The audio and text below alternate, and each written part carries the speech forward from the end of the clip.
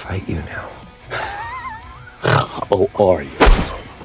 The X-Men universe doesn't hold back when it comes to killing off characters in brutal, creative and emotionally devastating ways. From heroic sacrifices to shocking murders, these deaths prove that being a mutant comes with serious occupational hazards. So here are the most legendary death scenes that left us speechless.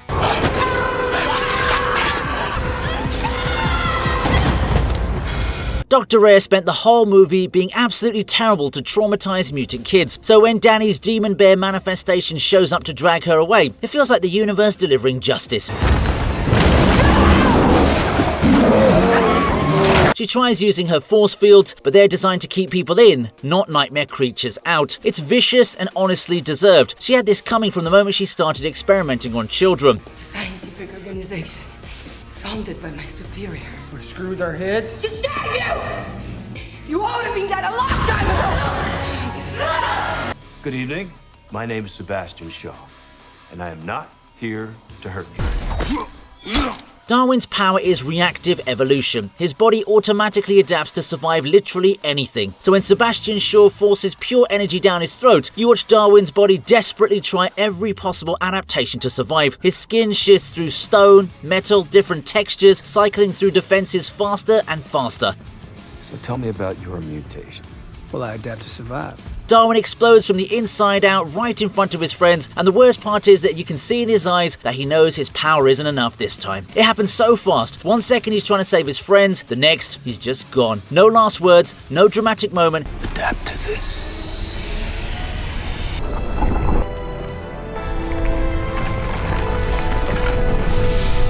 Avengers! Flame on! Sorry, what now?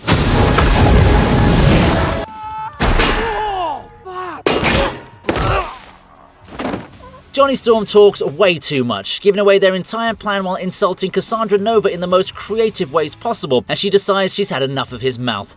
And I've been trying to catch this little firefly for years. Yeah, Johnny told us you're a psychotic, megalomaniacal... His words, not mine. No! I have never said any of those words in my entire life. The modesty. With a casual finger gesture, she rips all the skin from his body. The Human Torch, the guy whose whole thing is controlling fire, is reduced to the bare muscles he can't control. The irony is levels of dark. Johnny's not screaming or completely engulfed, and Deadpool and Wolverine just stand there because what are they gonna do, eh? The scene plays it for dark comedy because it's a Deadpool movie, but the actual death is horrifying. Chris Evans came back to the MCU just to get immolated in the void, and honestly, that's the most Deadpool thing possible. What? I don't even know what half of that means.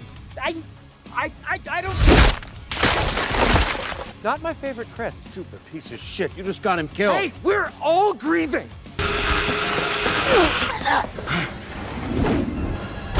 Viper's been poisoning people and shedding her skin like a snake throughout the film, seemingly unkillable.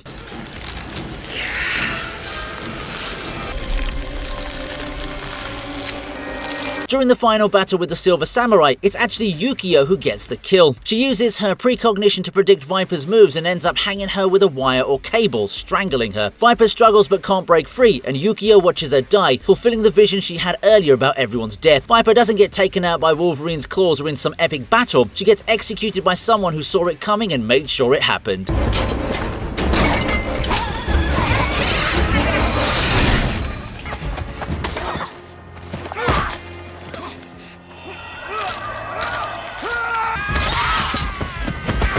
The Reavers spent the whole movie hunting mutant children, so when those kids finally fight back, it's cathartic violence. First you got the girl with telekinesis casually lifting massive chunks of rubble and dropping them on these mercenaries like it's nothing.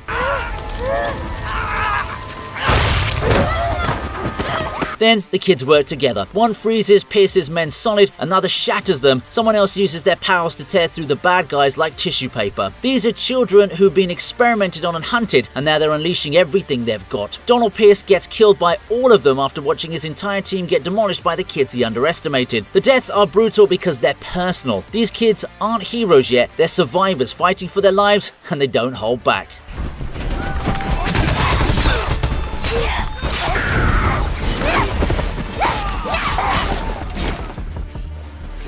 This was, without a doubt, the most perfect night I've had in a very long time. but I don't deserve it. Charles Xavier, the most powerful telepath on Earth, founder of the X-Men, the moral center of the entire franchise, gets stabbed by a clone of Wolverine while lying in bed. It's not a heroic death in battle, it's a murder. Logan.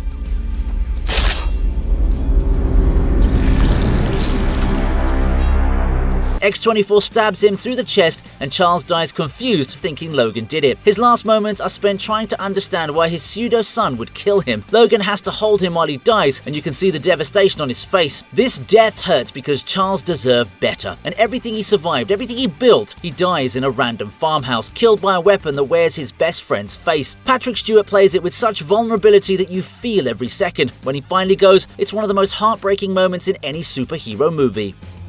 The sun seeker.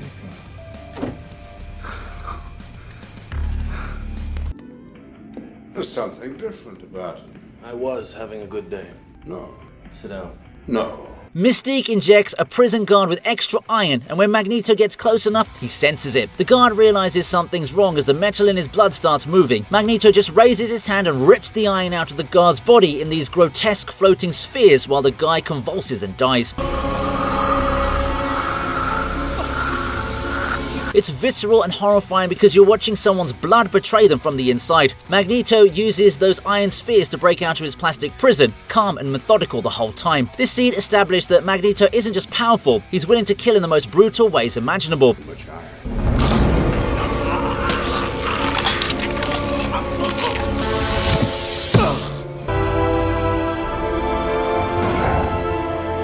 Let go. Unleash your power, Jean. No fear. It takes the entire X-Men team plus Jean Grey going full Phoenix mode to finally kill Apocalypse. Cyclops, Storm and Magneto hit him with everything they've got, optic blasts, lightning, metal shards, and it barely slows him down. Then Jean taps into the Phoenix Force and just disintegrates him. The Phoenix energy tears Apocalypse apart.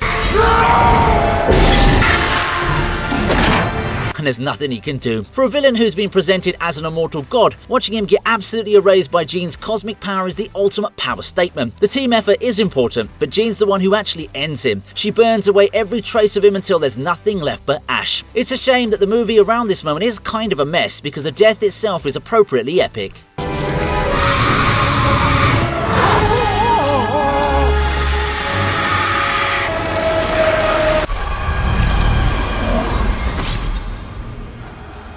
In the dystopian future, Storm and Bishop are holding the line against Sentinels while the others buy time. Storm's flying around throwing lightning, Bishop's absorbing energy and redirecting it.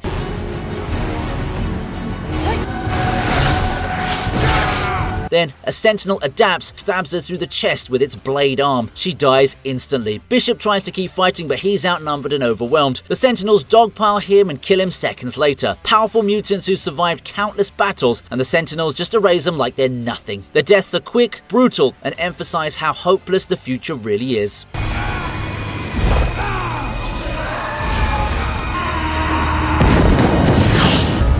Paradox, we have a problem. Cassandra Nova is terrifying because she kills people with her mind and she doesn't need to try hard. Pyro thinks he's tough, talking back to her, and she just reaches into his head and shuts him down. He screams as she scrambles his brain from the inside, and then he's dead, collapsing like a puppet with strings. Then she moves on to Paradox, not killing him but shoving her fingers into his skull and making him experience every horrible thing he's done. You know she doesn't wash that hand. Oh, you had to go and piss on my side of the fence. And so now the fence must come down. He's begging and crying while she's casually rooting around in his memories like she's browsing files. The deaths aren't physical violence, they're psychological warfare, which somehow makes them worse. You can't fight back against someone who kills you by thinking about it. Now shoot. Mummy and Daddy are having a conversation. I told you to stay away. That's never gonna happen. Please, stop. Not until I know you're gonna be okay. Jean Grey loses control of the Phoenix Force during a rescue mission, and Mystique tries to talk her down. It's not working. Jean's overwhelmed by power, and when Mystique gets too close, Jean lashes out at her. The Phoenix energy hits Mystique and throws her into debris, impaling her. She dies in Beast's arms while the team watches, and is the catalyst for everything that follows. What makes this death sting is that Mystique was just trying to help, and Jean killed her by accident. The death itself is quick, but the consequences ripple through the entire movie. It's a tragedy that didn't need to happen.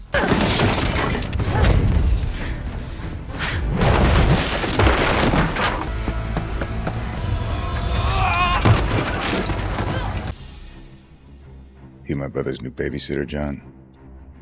I ain't Bradley, Victor, and your creepy black coat don't scare me. Really? Wraith has the best line, "I'm gonna find peace before you find your revenge." Later, Sabretooth tracks him down. Wraith uses his teleportation powers to fight back, blinking around to avoid Sabretooth's attack. He anticipates where Wraith will reappear next and times his strike perfectly. You're predictable. When Wraith materializes, Sabretooth's claws are already there waiting, impaling him through the chest. Wraith's teleportation should give him the advantage, but Sabretooth's predatory instincts and pattern recognition let him predict the movement and kill him mid-teleport. The dialogue about finding peace makes it tragic because Wraith had walked away and Sabretooth hunted him down as part of systematically killing the old Team X members. I can feel your spine, Johnny boy. Nina, wszystko w porządku? Nic jej nie jest. No to puść ją. Zrobimy to, ale musimy porozmawiać. Eric's trying to live a normal life with his wife and daughter in Poland, working at a factory and keeping his powers hidden. Then he uses his abilities to save a co-worker and the cops come for him. His wife and daughter get caught in the crossfire, killed by an archer's arrow meant for Eric.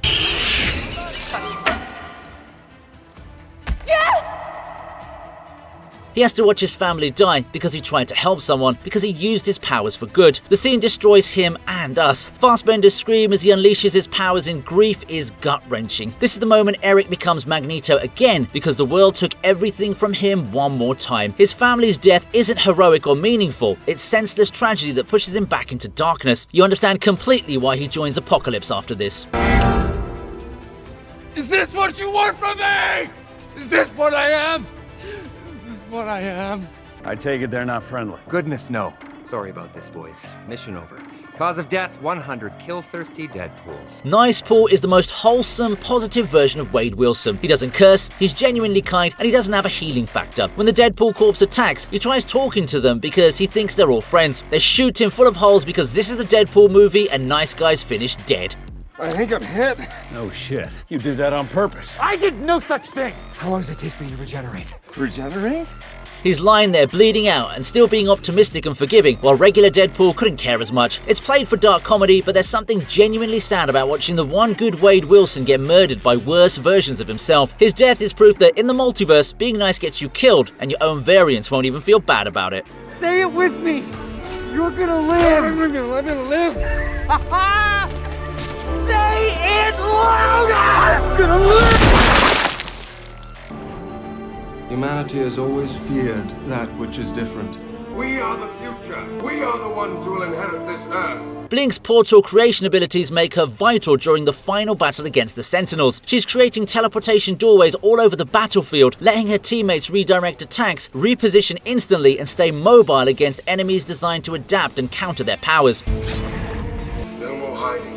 No more suffering. She's the reason they're surviving as long as they are, but when the Sentinels finally corner her, one of them drives its blade straight through her body while she's attempting to open another portal. She dies immediately. What makes her death so impactful is how quickly everything falls apart without her. She was providing the mobility and unpredictability that kept them alive, and the moment she's gone, Blink fought brilliantly and uses her powers with incredible tactical skill, but the Sentinels are simply too fast and too relentlessly adaptive. Even the most useful and creatively applied abilities aren't enough to survive in this timeline.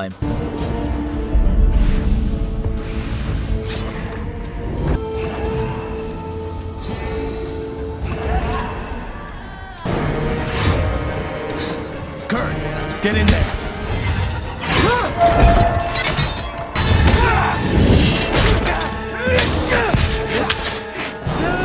Angel's been upgraded by Apocalypse with metal wings that can shoot razor-sharp projectiles, and during the attack on the X-Mansion, he's dogfighting with Nightcrawler around the X-Jet. They're engaged in aerial combat, Angel firing his metal feathers while Nightcrawler teleports around trying to evade. Angel gets too close to the jet and flies directly into the cockpit thanks to the power of teleportation. His metal wings aren't going to help him no matter how hard he tries. It happens in seconds. One moment he's confidently fighting,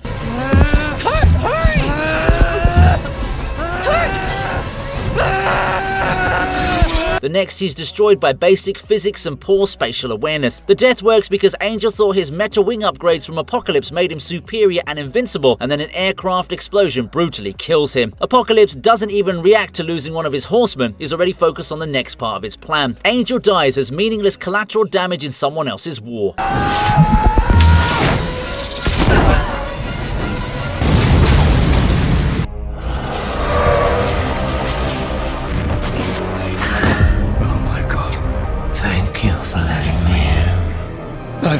felt power like this before. Havoc's power is shooting concussive plasma blasts, and when the mansion is under attack, he tries to fight back. But he's panicking, his powers are unstable, and when he fires at full strength, he loses control. The blast hits a vulnerable point and triggers a massive explosion that destroys part of the mansion and kills him instantly.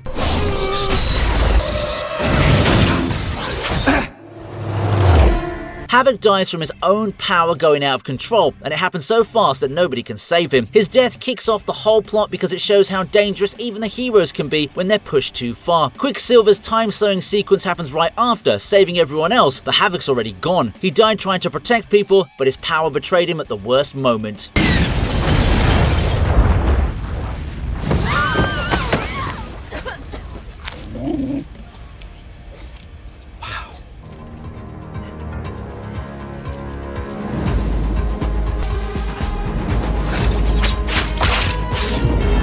The Juggernaut is supposed to be unstoppable, that's his whole thing, but in the void, Deadpool and Wolverine team up with Laura and the others.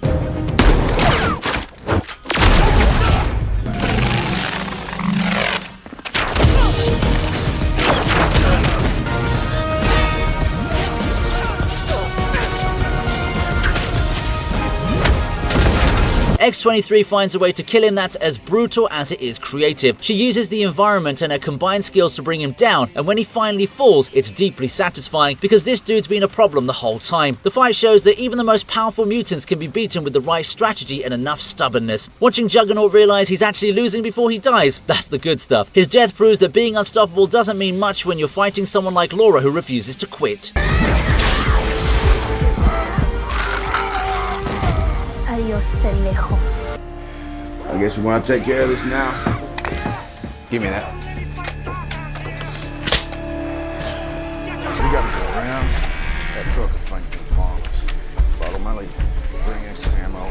Take these. Caliban deserved so much better. The albino mutant tracker who'd been helping Logan and Professor X gets captured by the Reavers and used as bait to hunt down his friends. Stephen Merchant brought this quiet vulnerability to the character that made you actually care about him. When Caliban realizes he's being forced to track the only people who ever treated him with kindness, he makes the ultimate choice. He grabs 2 grenades from the soldiers, pulls the pins and detonates himself along with his captors in the back of a truck. The explosion takes out multiple Reavers and buys Logan and Laura precious time to escape. It's a quick but powerful moment proving even the most overlooked heroes can go out fighting when it counts. Beware the light.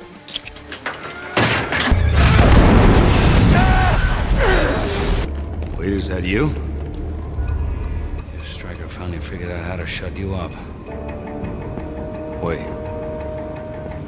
You don't have to do this.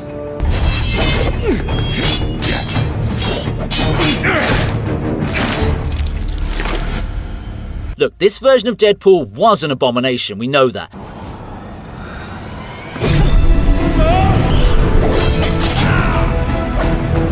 The merc with a mouth gets his mouth sewn shut, which is the worst possible thing you could do to that character. After Wade Wilson gets experimented on and turned into Weapon 11, complete with laser eyes, teleportation and other random powers, he becomes Stryker's mindless weapon. Back to back! I got him! Oh, no, you don't.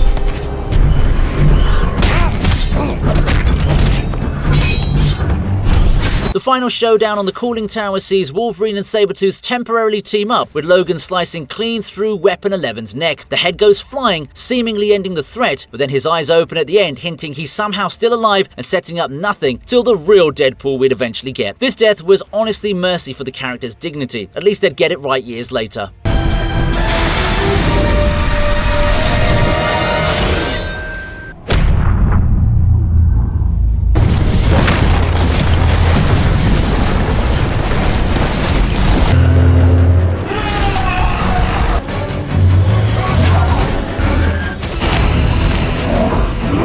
The dystopian future timeline didn't mess around. In the opening sequence, we see exactly why changing history was crucial. Colossus in his metal form goes up against the Sentinels and they literally tear him in half like aluminium foil.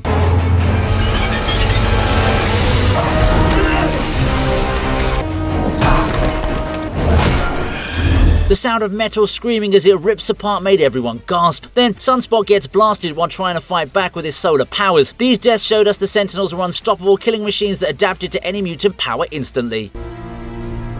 Because you are afraid of our gifts. Because we are different. Can you hear me?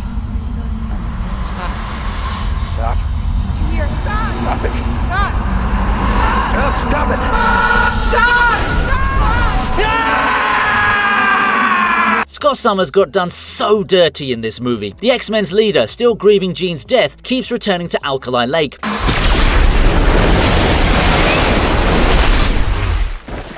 When he hears her voice calling to him, Jean appears rising from the water. For a moment, it seems like a miracle. His soulmate has returned. They embrace, they kiss, and it looks like they might get their happy ending. But the Phoenix has taken over Jean completely. As they kiss, her powers erupt and she disintegrates him entirely.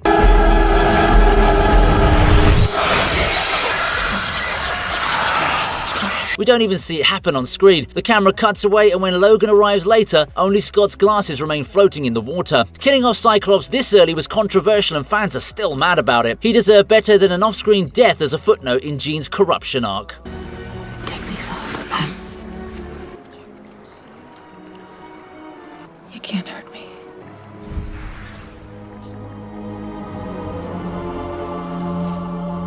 Ooh, you have anchor being written all over you.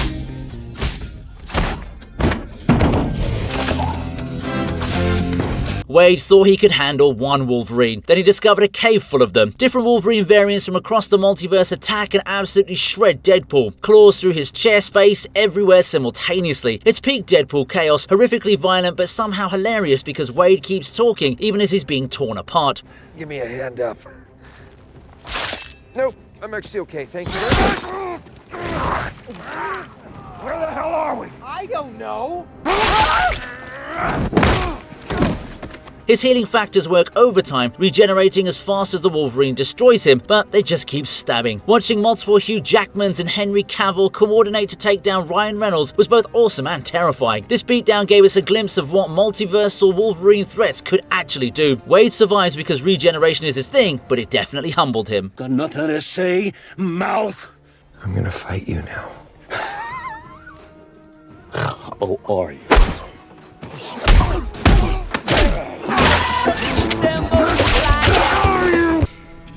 Are you a God-fearing man, Senator? You see, I think what you really are afraid of is me. Me and my kind. The Brotherhood of Mutants. The first movie established the stakes with this disturbing death. Senator Kelly, the anti-mutant politician, gets kidnapped and used as a test subject for Magneto's machine. After being forcibly mutated, he escapes and reaches the X-Mansion hoping Xavier can help, but it's too late. His new mutation, turning his body fluid, becomes unstable. Storm and Jean watch helplessly as his molecular structure breaks down. He literally starts melting, his body dissolving into water.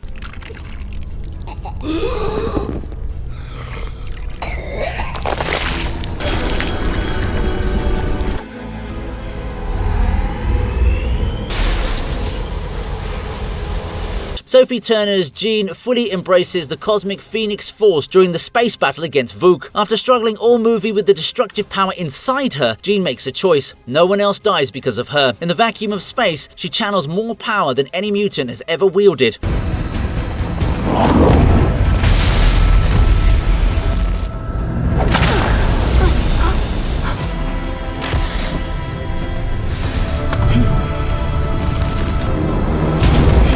The Phoenix energy erupts from her body, obliterating the entire alien threat in one massive blast. Her physical form burns away as she transforms into pure Phoenix energy, becoming one with the cosmos. Jean becoming the Phoenix Raptor with wings spreading across space. It gave her the hero's ending she deserved, even if the movie around it was flawed.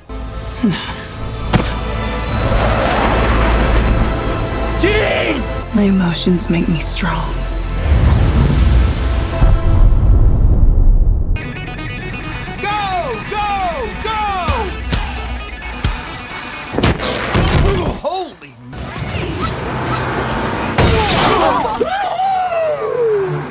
This is the funniest massacre in superhero history. Deadpool assembles an elite team for his mission, building them up with dramatic slow-motion shots and heroic music. Then, they parachute out. Within seconds, almost everyone is dead in absurd ways. Bedlam hits power lines and gets electrocuted. Really?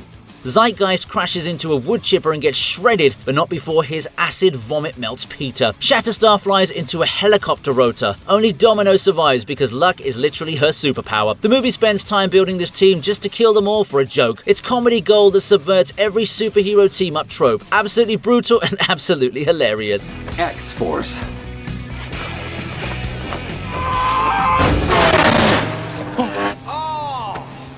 Look at me! We're X-Force, right? We're X-Force. We're X-Force, right? Oh my God, what the? You are my creator. Now, Charles! You haven't And I don't trust you. Eric, there will be no turning back! This death is cold-blooded and heartbreaking. Charles Xavier holds Shaw in place telepathically, while Eric slowly pushes the Nazi coin through his skull. Shaw sits frozen, unable to move or scream as the metal pierces his brain. The camera stays on Charles' face as he's forced to experience Shaw's death through their mental link. This moment solidifies the break between Charles and Eric's philosophies. Despite Charles begging him not to, Magneto chooses vengeance over Xavier's dream of peace and mercy. Eric uses the same coin Shaw used to kill his mother, making it poetic justice, but also proving he's become what he hates. Today our fighting stops!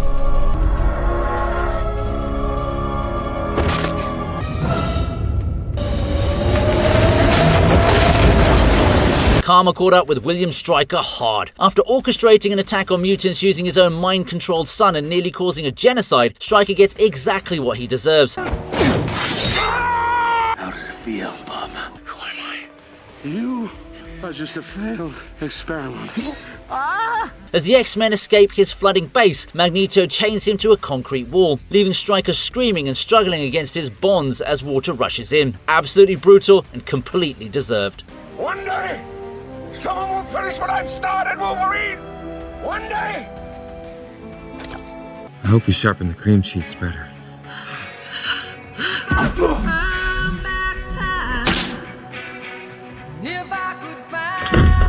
This might be the most meta death ever filmed. In the mid-credit scene, Deadpool uses Cable's time travel device to fix past mistakes. One mission, travel back to 2011 and stop Ryan Reynolds from making Green Lantern, where he literally shoots the actor who plays him in the head as he's reading the script. You're welcome, Canada. You're welcome, Canada, he says. It's peak Deadpool fourth wall breaking, acknowledging the real-world disaster that was Green Lantern and erasing it from continuity. Ryan Reynolds essentially killed his own career for a joke, roasting himself and his biggest Hollywood failure. The scene works on multiple levels. It's funny, it fixes the timeline, and it lets Reynolds mock his own bad career choices. Only Deadpool could pull off murdering the actor playing him and make it hilarious. It's the kind of ridiculous, self-aware humor that makes these movies work. Maximum effort. Oh, God. That's why you're such a little bastard. No one's ever changed you. Father! Stay where you are, James. Father! Young James Howlett witnesses Thomas Logan kill the man he believed was his father. In that traumatic moment, his mutation activates. Bone claws burst from his hands for the first time. Driven by rage and grief,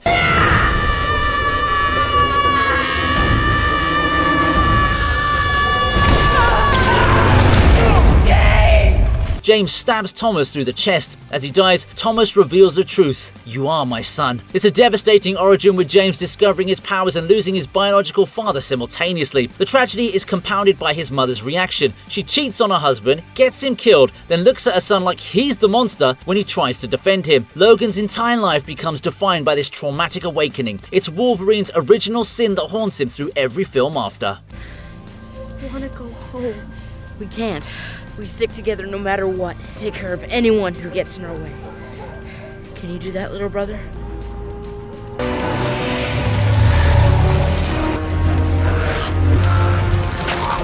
The road cut added this gut punch moment. Bobby Drake faces the Sentinels in the dystopian future, creating ice shields and fighting back with everything he has.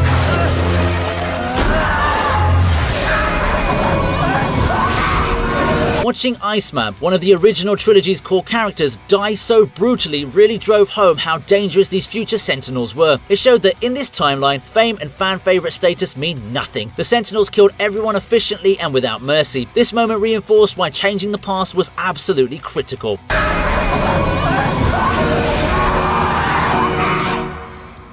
I've come to bring you home. I have no home. Yes, you do. You have a home and a family. You know, he thinks your power is too great for you to control. So you want to control me? No, he does. No. This death shook the entire franchise. Charles Xavier goes to Jean's childhood home, trying to reach the student he's protected for years. You couldn't control your power! No, stop it! But the Phoenix is too powerful and furious about being suppressed. As Charles tries to reason with her, Jean's power erupts violently. His body starts disintegrating, literally crumbling to dust, while Magneto and the others watch in horror, unable to help. Patrick Stewart's face shows a final smile as Xavier realizes what's happening. There's no time for goodbyes, no final words of wisdom. The heart and moral compass of the X-Men just disintegrates. This death changed everything because Charles represented hope and control. If even he could be killed easily by the Phoenix, what chance did anyone else have? It raised the stakes exponentially and showed Jean was truly beyond saving. Killing Professor X was a shocking choice that proved no character was safe. Don't let it control you.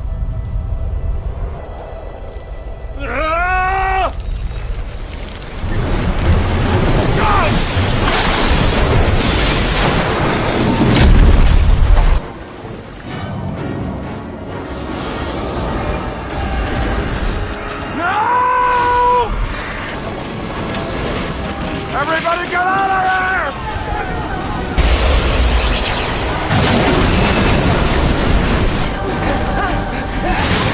The Phoenix goes nuclear at Alcatraz, disintegrating everything. Buildings, soldiers, mutants. Her power is a wave of pure destruction. Only Wolverine can get close because his healing factor regenerates his flesh as fast as it burns off. I'm the only one who can stop her. Get everyone to safety.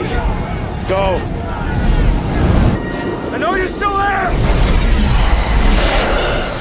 He pushes through agony, skin melting and regrowing with each step. When he finally reaches Jean, she's trapped, begging him with her eyes. "Save me," she whispers. Logan tells her he loves her and drives his claws into her chest. It's devastatingly tragic. Wolverine forced to kill the woman he loves to save everyone else. Famke Janssen and Hugh Jackman sell the emotional weight completely. You feel Logan's heartbreak as he does the only thing he can. Jean dies in his arms, finally at peace. This moment haunts Wolverine for years after. It's a perfect tragedy. The hero forced to destroy what he loved most to save the world.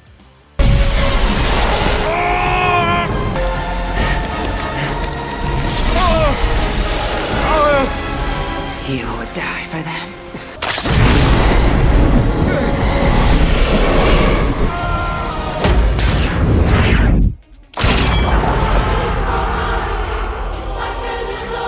Emma Corrin's Cassandra Nova was absolutely terrifying as Professor X's evil twin sister, and her death matched that energy. After escaping the Void, she attempts to use the Time Ripper to destroy the entire multiverse just for kicks. Cassandra connects to the machine's matter and antimatter power sources, preparing to unmake reality itself. But Deadpool and Wolverine create a feedback loop by each grabbing one of the energy sources and completing the circuit themselves. As the massive energy building courses through the system, Cassandra starts seizing violently, her body convulsing as the power overloads. Then the machine explodes in a massive blast, completely atomizing her in waves of pure energy. There's nothing left, no body, no dust, just complete molecular disintegration. It's one of the most visually intense deaths in the franchise, with energy effects that fill the screen. Charles Xavier's psychotic sister gets vaporized so thoroughly, there's absolutely no chance that she's coming back from that. Found your new anchor being. And we're doing just fine, you piece of shit. Fine indeed.